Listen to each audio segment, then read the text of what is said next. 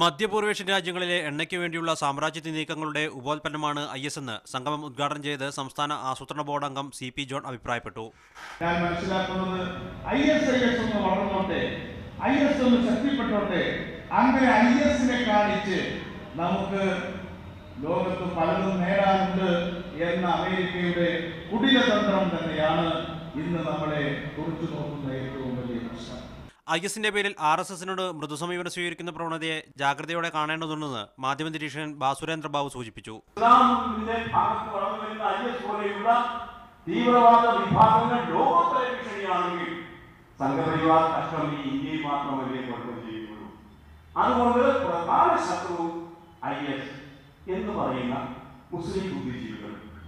ഖിലാഫത്ത് ഉൾപ്പെടെയുള്ള ഇസ്ലാമിക പദപ്രയോഗങ്ങൾ ഉപയോഗിച്ച് ഭീകരത നടപ്പാക്കുന്ന സാഹചര്യത്തിലാണ് IS ഇസ്ലാമൽ എന്ന മുദ്രാവാക്യം ഉയർത്തേണ്ടി വരുന്നതെന്ന് പരിപാടിയിൽ അധ്യക്ഷത വഹിച്ച ജമാഅത്തെ ഇസ്ലാമി അസിസ്റ്റന്റ് അമീർ മുജീബ് റഹ്മാൻ പറഞ്ഞു. ജമാഅത്ത് ഫെഡറേഷൻ സംസ്ഥാന പ്രസിഡന്റ് KP മുഹമ്മദ്, സമസ്ത കേരള ജംഇയ്യത്തുൽ ഉലമ ജില്ലാ president Sayyid Musliyar, doctor Sharangadharan, father Abraham Joseph തുടങ്ങിയവർ സംസാരിച്ചു.